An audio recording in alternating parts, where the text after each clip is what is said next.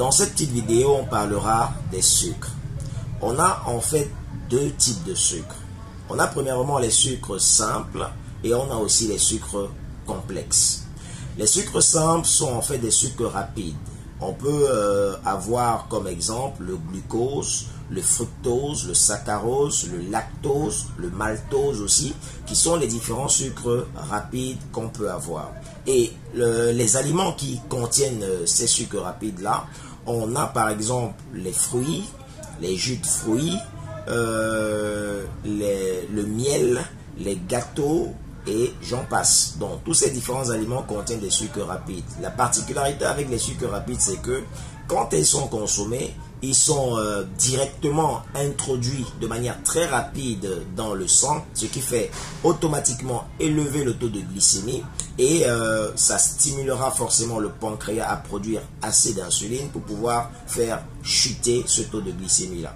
Donc, ça peut aussi entraîner chez certaines personnes une hypoglycémie réactionnelle, c'est-à-dire simplement que comme le taux de sucre est très élevé et que l'organisme a produit assez d'insuline, cette insuline-là va chuter considérablement le taux de glucose dans le sang qui peut vous faire passer dans un état d'hypoglycémie. Et cet état d'hypoglycémie aura pour conséquence directe de vous stimuler à consommer encore davantage de sucre.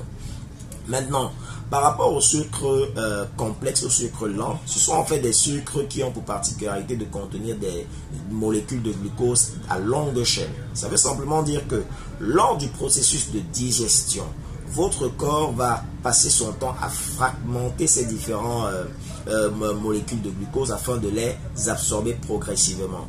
Donc, automatiquement, le taux de glycémie ne va pas s'élever énormément et du coup, il n'y aura pas une surproduction du taux d'insuline.